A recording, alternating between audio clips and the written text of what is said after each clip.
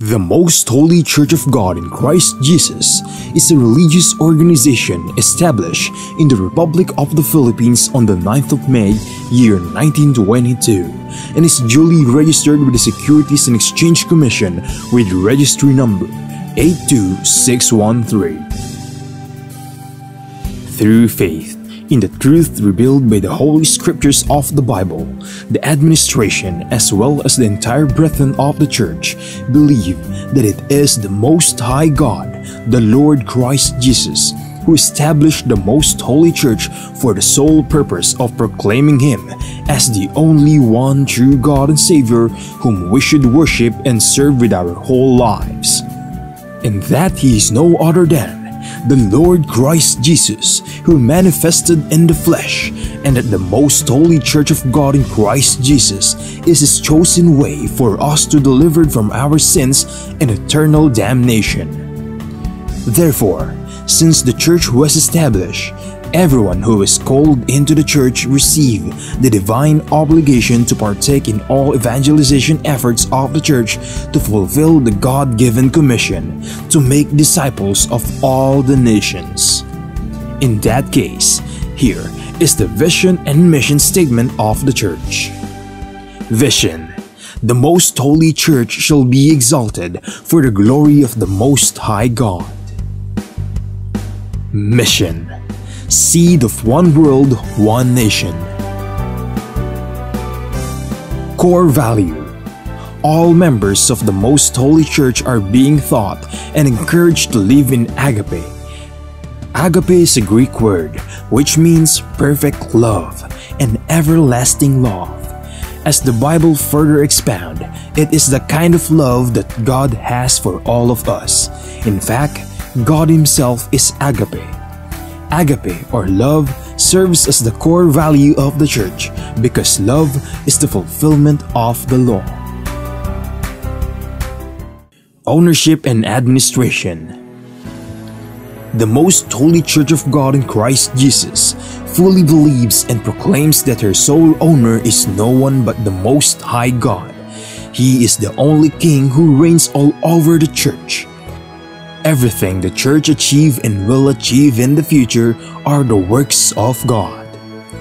God governs over His Church through His appointed men to administer the Church. Like the first church established in Jerusalem, which was administered by the apostles, the Most Holy Church is currently administered by the 7 bishops, presided by the general bishop. The church administration oversees over the whole church and through the appointed council of elders, composed by the presbyters and ministers who were appointed to administer congregation and ministries. Expansion and growth: currently, the church has established congregation in most places in the 3 major islands of the Philippines, namely Luzon, Visayas, and Mindanao. Also, the church is making necessary preparation to intensify its expansion and establish congregation in all major cities and provinces in the entire country. There are also active congregation of the church in other countries. In the United States of America, in Canada, in Australia, Hong Kong, in Singapore, Malaysia, United Arab Emirates, Japan, Taiwan, Kingdom of Saudi Arabia, Qatar, Belgium, Cyprus, France, Germany, Italy, Spain, and United Kingdom. The Most Holy Church of God in Christ Jesus is looking forward to aggressively propagate the gospel, to edify the church in places where it was already established, and also to establish new congregation in other countries to complete the mission and fulfill the vision of the church. Services: since the main purpose of the existence of the Church is to propagate the gospel to all nations, the Most Holy Church established various evangelization efforts of the Church to reach more people even in the farthest corners of the world. The church produces evangelization programs that are aired via radio, cable TV, and in different social media or online platforms. Radio stations, Philippines.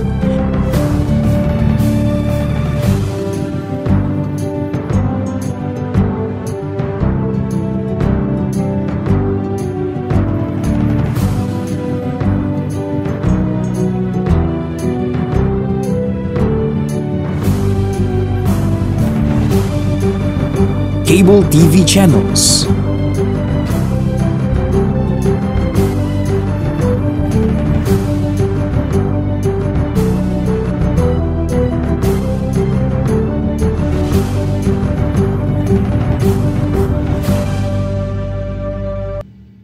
Online platforms, Facebook, MHC Media. YouTube, The Most Holy Church. Official website, www.mostholychurch.com. Charity. Aside from actively upholding evangelization efforts, the Most Holy Church is also active in charity works. Here are some of the ministries of the Most Holy Church established to serve both members and non-members of the church. Lingap Agape Ministry. The church established the Lingap Agape Ministry, which engages in community services like goods and charity donations, feeding programs, blood donations, and other services to cater church members and non-members who are in need. Damayang Kristiyano. On May 1, 2004, the church administration established the Damayang Kristiyano Ministry that aims to help the needs of the family of a deceased member of the Most Holy Church, especially in their burial expenses. Schools. Pristine Heritage Academy, formerly known as Pristine Learning and Tutorial Center. The Pristine Heritage Academy was established by the Most Holy Church in February of 2009. The school is open to all church members and non-members alike for the fulfillment of a part of the Most Holy Church community service. Mahanaim Evangelical Academy. The church administration aimed to give standardized education and training to church members who aspire to become missionary workers and ministers of the church. Thus, in 2018, the church administration established the Mahanaim Evangelical Academy that provides classroom lectures and on-the-job training so that aspirants to partake in the Lord's mission may be molded to become a proud messenger of God. The Mahanaim Evangelical Academy mainly holds its training in Gabay Center, the training facility of the Most Holy Church located at Barangay Sumalo, Municipality of Hermosa, Province of Bataan, Philippines. The Centennial Celebration of the Most Holy Church. The Most Holy Church of God in Christ Jesus recently celebrated its 100th anniversary on the evening of the first day of May 2022 at the Gabay Center, the newly built facility of the church situated at Barangay Sumalo, Municipality of Hermosa, in the province of Bataan, Philippines. On the morning of the same day, the church held the inauguration and dedication of the Gabay Center. The Gabay Center is a training facility of the church, built through the favor of God and the collective efforts of the entire brethren from around the globe. From the proud members of the church, we are inviting you to join us and be a member of the Most Holy Church of God in Christ Jesus, so that we may share the ever-abounding favor of God towards His beloved children. Please take time to listen to the preaching of all the topics composing the lessons of spiritual salvation, so that we may share to you the teachings and doctrines of the Most Holy Church, which are purely based on the Bible that will lead us to our soul's salvation.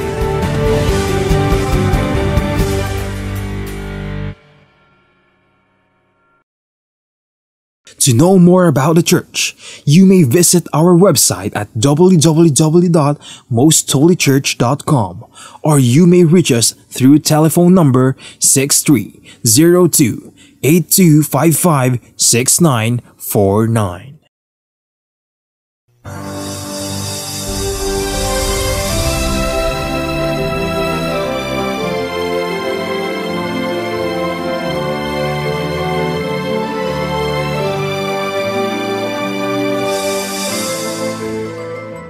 Kapayapaan po mga giliw naming mga taga-subaybay.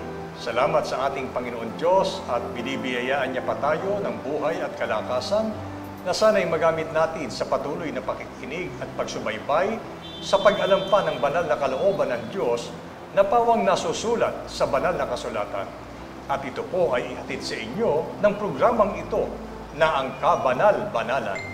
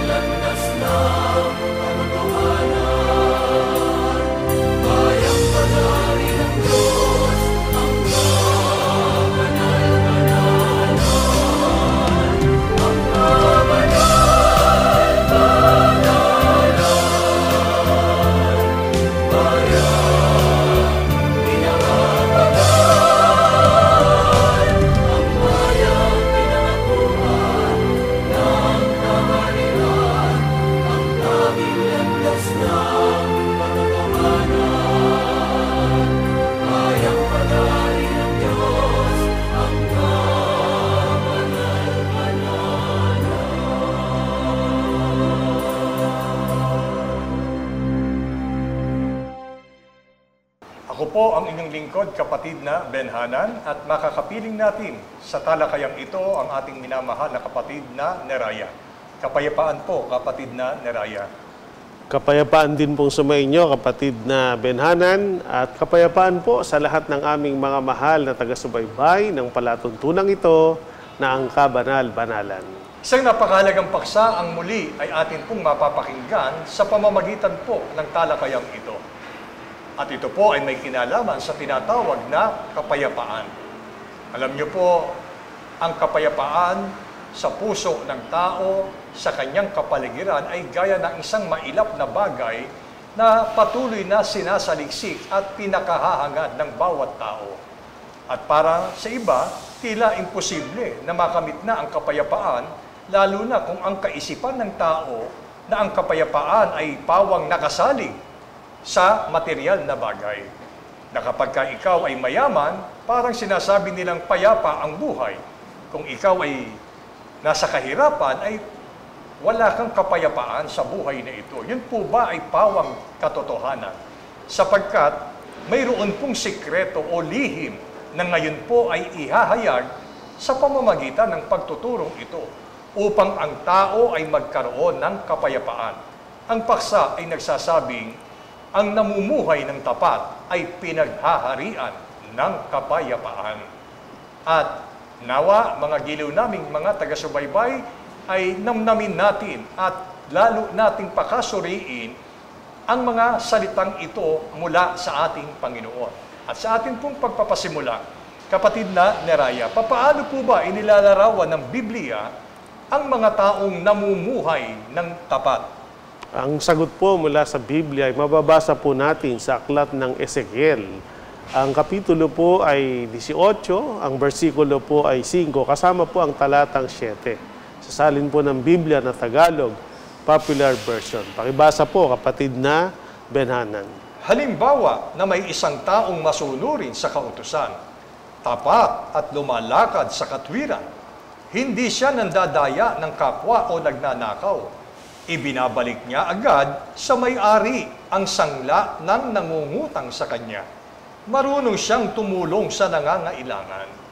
Sa talata pong binasa at ating narinig, maunawa natin ang pamantayang nasusulat sa Biblia sa paglalarawan para masabing ang tao ay namumuhay ng tapat.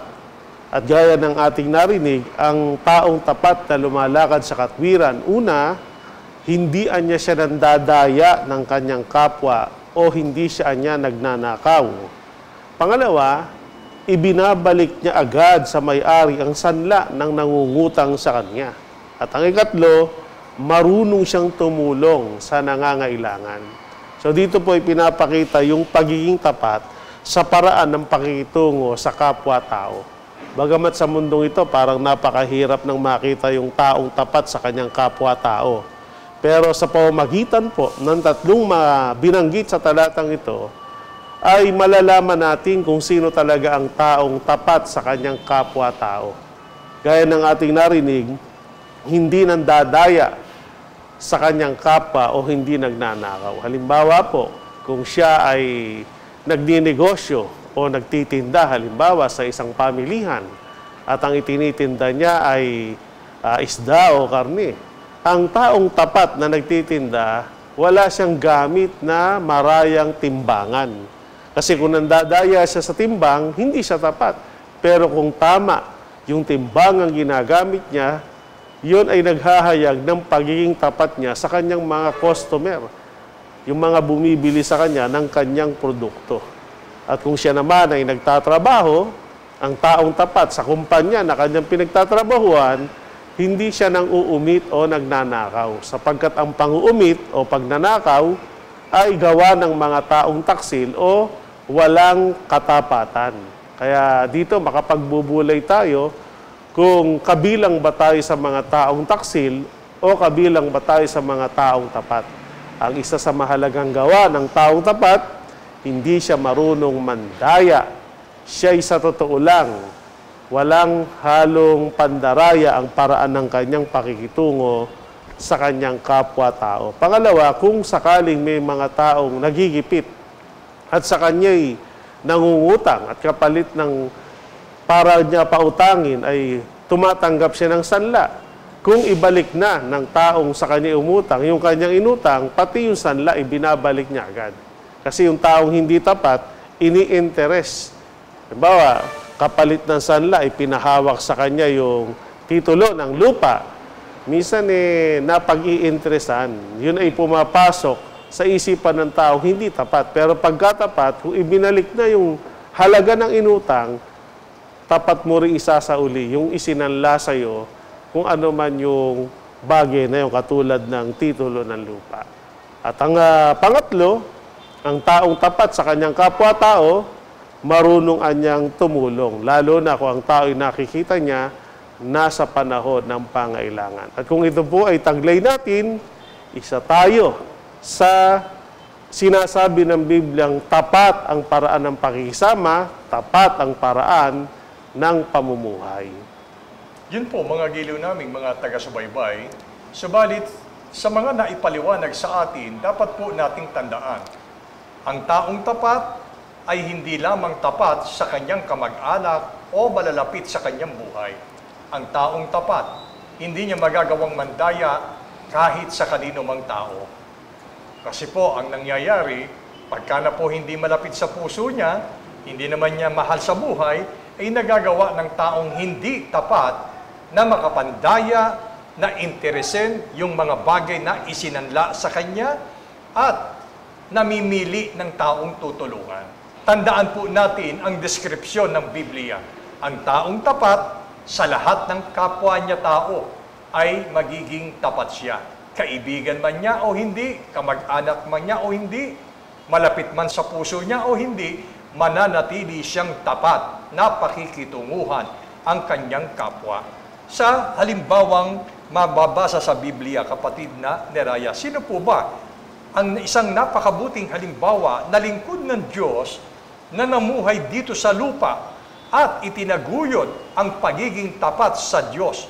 At ano yung mga katunayan na siya'y tinaguriang tapat na lingkod ng Diyos? Ang isa sa kilala o masasabi nating bantog pagdating sa pagpapakita ng katapatan sa kapwa-tao, lalo na katapatan sa Diyos, ay ang lingkod ng Diyos na si Job. At inilarawan po ng Biblia ang mga gawa na nagtatanghal ng kanyang pagiging tapat. Mababasa po natin ito sa Job, Kapitulo 2, versikulo 3. Tasalin po ng Biblia na Revised Tagalog Popular Version.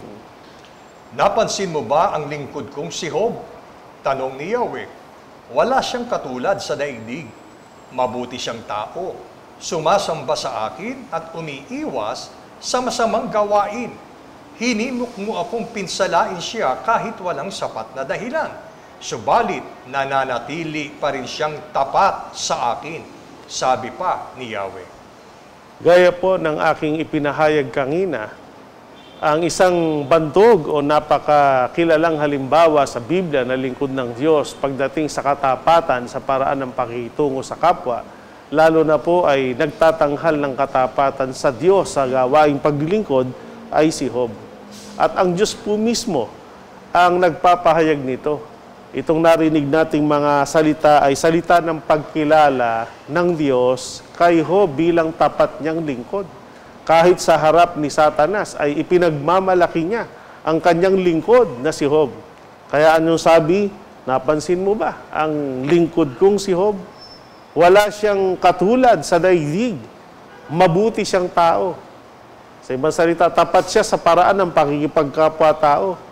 At tapat din siya sa Panginoon dahil siya niya'y sumasamba sa akin at umiiwas sa masamang gawain. Wala siyang ibang Diyos na sinasamba. Talagang sa tunay na Diyos lang siya sumasamba at puro mabubuting gawa lang ang kanyang ginagawa sa kanyang kapwa-tao at yung mga bagay na masama, iniiwasan niya ito. At lalong natanghal ang katapatan nung dumating na yung mga pagsubok na ang may kagagawan ay si Satanas. At kung ating babalikan yung mga pangyayari na sa kabila nito'y nanatiling tapat pa rin o hindi nagbago ng paglilingkod sa Diyos si Job, una, nasunugan siya ng kanyang mga pananim. Pangalawa, nasalot at pinagpapatay ng mga tulisan ng kanyang mga pag-aaring mga hayop. Namatayan din siya ng kanyang mga anak, yung kanyang 10 anak. Siya'y nagkasakit, tinubuan siya ng bukol mula ulo hanggang talampakan. At ang kanyang asawa na sana'y inaasahan niya na kasama niyang magtatapat at hindi tatalikod sa Diyos, may pagkakataong siya pang naging kasangkapan para hikayatin siya na talikuran ng Panginoon. Pero maliwanag ang sagot ni Job sa kanyang asawa. Tatanggap lang ba tayo ng mabuti sa Diyos at hindi tayo tatanggap ng masama? Ibig sabihin, kahit sa gitna ng mga kasaganaan o sa gitna ng mga kasalatan, sa gitna ng mga pagsubok at mapayapang buhay, siya'y hindi nagbago, kundi patuloy na naglingkod sa Panginoon. At pinatunayan niya ang kanyang katapatan sa Diyos sa pamamagitan ng patuloy pa rin siyang sumasamba, naglilingkod sa Panginoon, at ang lahat ng mga hirap na kanyang pinagdaanan ay tiniis niyang lahat na hindi niya iniwan o tinalikuran ng Panginoon, na nagtatanghal ng pagiging kanyang tapat na lingkod ng Diyos. Inuulit ko po, ang paraan ng pamumuhay ni Job, hindi lang siya tapat sa paraan ng kanyang pakikitungo sa kapwa-tao, siya po ay lalong nagpakita ng katapatan sa gawaing paglilingkod sa ating Panginoong Diyos. Mga giliw naming mga taga-subaybay, ang kasaysayan ng lalaking si Job ay nagbubukas ng atin pong pagkaunawa na sa realidad ng buhay, hindi maaaring ang tao'y nagiging tapat lamang sa kanyang kapwa-tao o magiging tapat lamang sa Panginoon Diyos sa panahong siya ay nasa kasaganaan. Yung mga pagsubok na dinaanan ni Job, kumbaga, ito yung mga pagsubok na dumarating sa buhay nating mga tao. Hindi nga lang sabay-sabay. Pero dito makikita natin na sa kabila ng pagkawala o pagkaubos ng kabuhayan ni Job, nanatili siyang tapat. Tayo po, pag nawawalan po ba tayo ng trabaho o kung malugi man ang ating negosyo, mananatili pa ba tayong tapat na naglilingkod sa Diyos? Mananatili ka pa rin bang tapat sa iyong kapwa-tao na hindi ka mandadaya para lamang muling magkaroon ka ng kayamanan sa lupa? Si Job ay nanatiling tapat kahit pa nawalan siya ng kabuhayan. Gayon din, sabi po ng Biblia, si Job ay namatayan ng 10 anak. Sa isang araw, sa loob lamang ng isang araw, ay dumating sa kanya ang pagsubok na to. Tayo po ay nawawalan ng mahal sa buhay. Namamatayan din tayo. Kapag ka ba dumating sa atin ang ganong sitwasyon, sisisihin mo ba ang Panginoon Diyos? Mananatili ka pa rin bang tapat o susumbatan mo siya? Di po ba? Kaya si Job, kahit kinuha ng Panginoon Diyos ang kanyang 10 anak sa paraang ito ay nangamatay ng sabay-sabay, oo't naghihinagpis siya, pero hindi nawala ang katapatan niya sa Panginoon Diyos. Nanatiling gising at buhay ang kanyang pag-asa at pananampalataya sa Diyos, kaya tinanggap niyang maluwag ang mga pangyayaring ito sa buhay niya.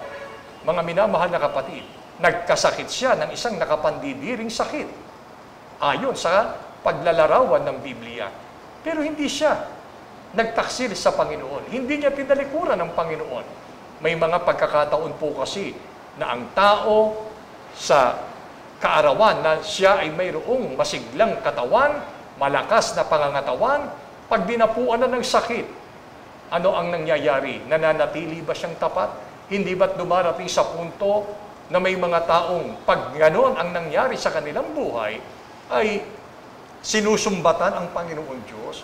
Bagay na wag po nating kalilimutan na ang mga lahat ng mga pangyayaring ito ay mayroong pagpayag ang Diyos, sapagkat mayroong ibig makita sa atin na mga tao.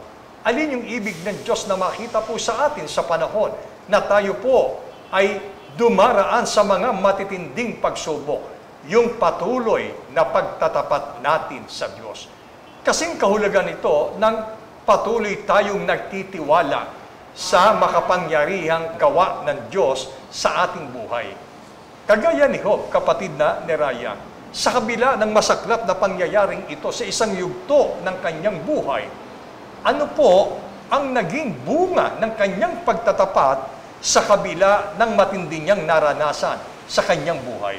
Kung atin pong tutunghayan ang mga huling pangyayari sa buhay ni Job, ay masasabi natin dahil sa kanyang katapatan, siya po ay pinagpala ng Diyos at ibinalik ng higit kaysa dati ang kanyang mapayapa at maginhawang pamumuhay. Mababasa po natin yan sa Aklat ng Job, Kapitulo 42, versikulo 10, kasama po ang 12 hanggang 13 at ang talatang 16 hanggang 17.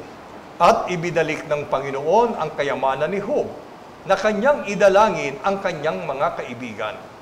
At dinoble ng Panginoon ang dating kayamanan ni Job. Sa gayoy pinagpala ng Panginoon ang mga huling araw ni Job na higit kaysa kanyang pasimula. Siya'y nagkaroon ng 14,000 tupa, 6,000 kamelyo, 1,000 magkatuwang na baka, at 1,000 asnong babae. Siya'y nagkaroon din ng 7 anak na lalaki at 3 anak na babae.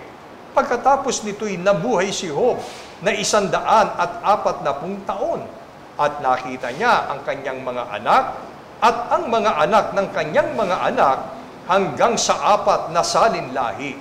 At namatay si Job, matanda na at puspos ng mga araw. Ganito po inilalarawan ng Biblia o ng banal na kasulatan ang mga pagpapalang ibinalik ng Panginoon kay Job bunga ng kanyang katapatan. Gaya ng ating narinig, ibinalik at dinoble ng Panginoon ang kayamanan ni Job. Pinagpala siya ng Diyos higit kaysa kanyang pasimula.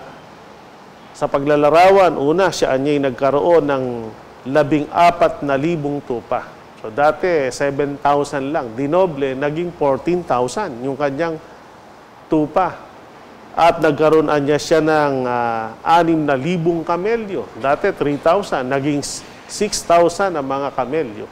At siya niya ay nagkaroon ng 1,000 magkatuwang na baka. Dati, 500 lamang na magkatuwang na baka. Dahil dinoble nga, naging 1,000 magkatuwang na baka. 1,000 asnong babae. Siya niya ay nagkaroon din ng 7 anak na lalaki, ng 3 anak na babae, at nabuhay si Job ng 140 years, no? At sa haba ng kanyang buhay na 140 taon, nakita niya ang kanyang mga anak, nakita niya ang anak ng kanyang mga anak, pati yung kanyang mga apo, hanggang anya sa ika-4 na sali ng lahi. At namatay si Job na matanda at puspusan niya ang kanyang mga araw. So ganito po inilalarawan. Ito pong mga pagpapala at kapayapaan ng buhay na kaloob ng Diyos sa mga namumuhay sa katapatan. Kaya yung pangyayari, kapatid na Benanan, at mga mahal naming taga-subaybay na sinasabi sa ating paksa, na ang namumuhay sa pagtatapat o ang taong tapat ay pinaghaharian ng kapayapaan, si Job po ang isang katunayang yun ay isang katotohanan. At alam natin na tayo rin sa ating panahon ay ninanais natin na pagharian tayo o makapamuhay tayo sa mapayapang buhay.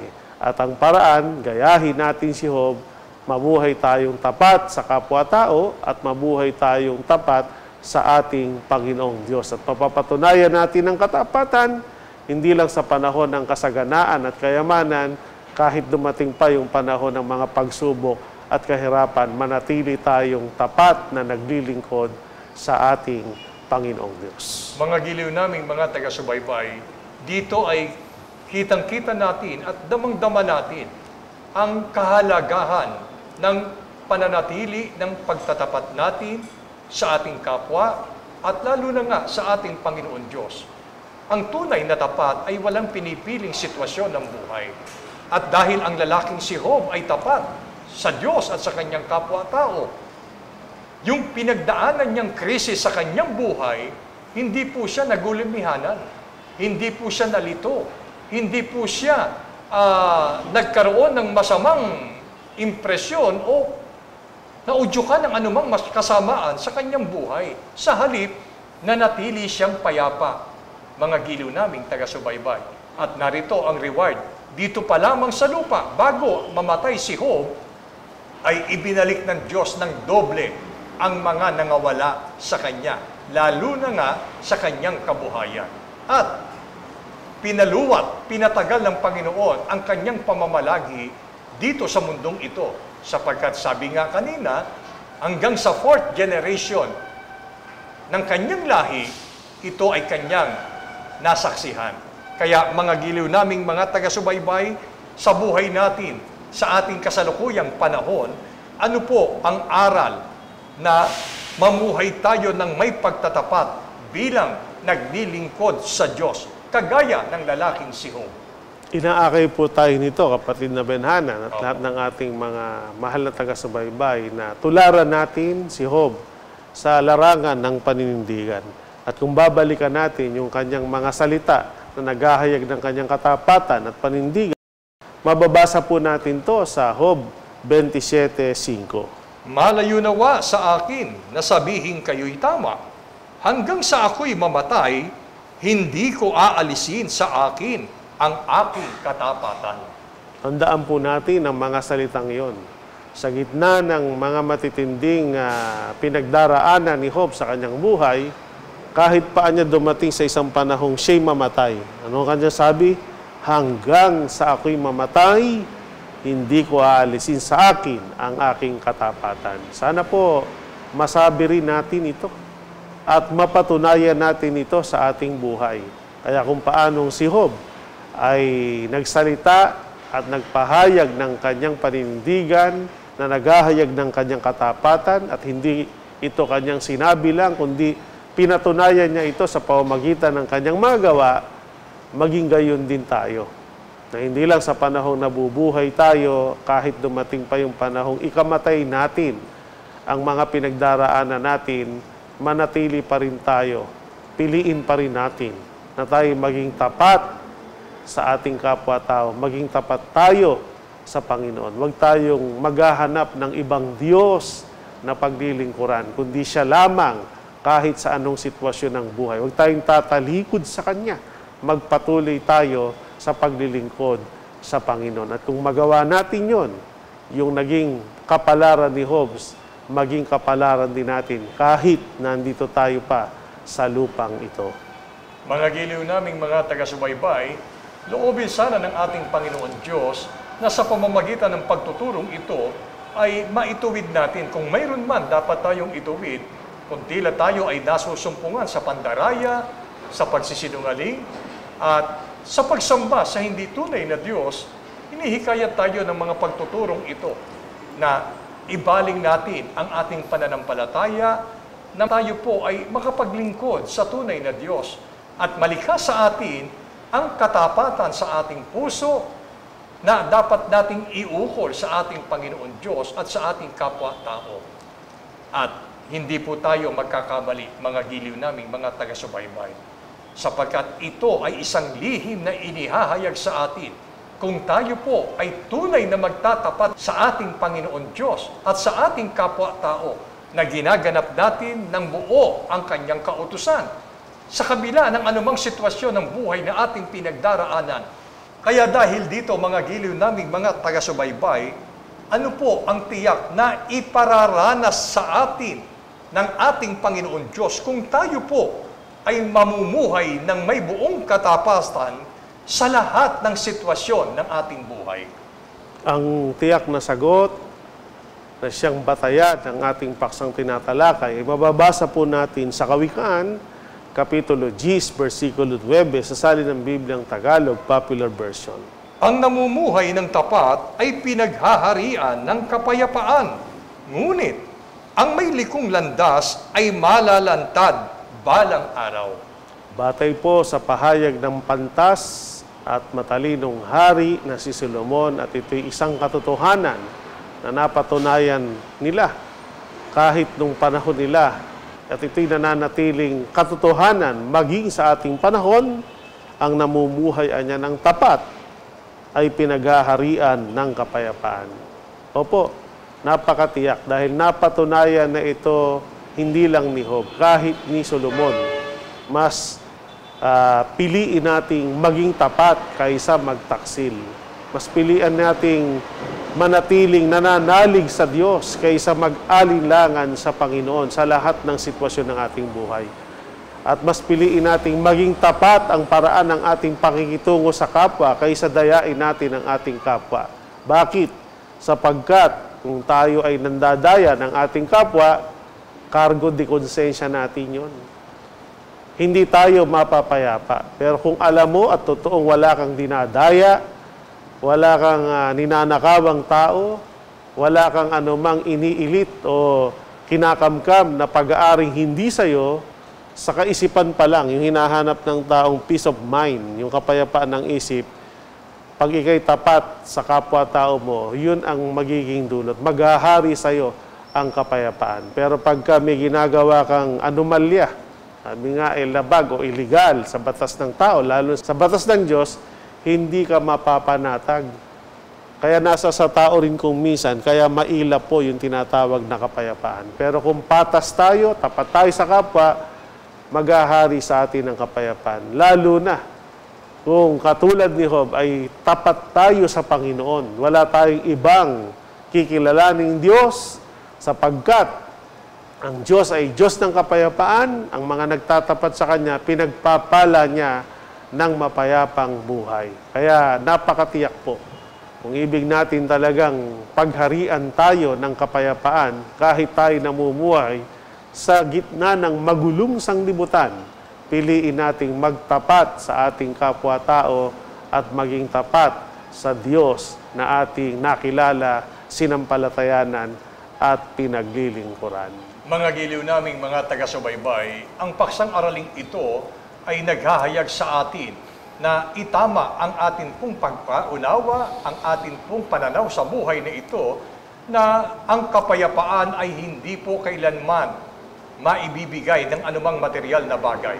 Sa halip, ang katapatan sa Panginoon Diyos ang maghahatid sa atin upang pasaganain tayo sa tinatawag na kapayapaan. Kapag ka po tayo'y lubusang nagtapat sa pagsunod sa kalooban ng Diyos, sa pagsunod sa Kanyang mga kautusan, at gayon din, naging tapat tayo sa ating kapwa.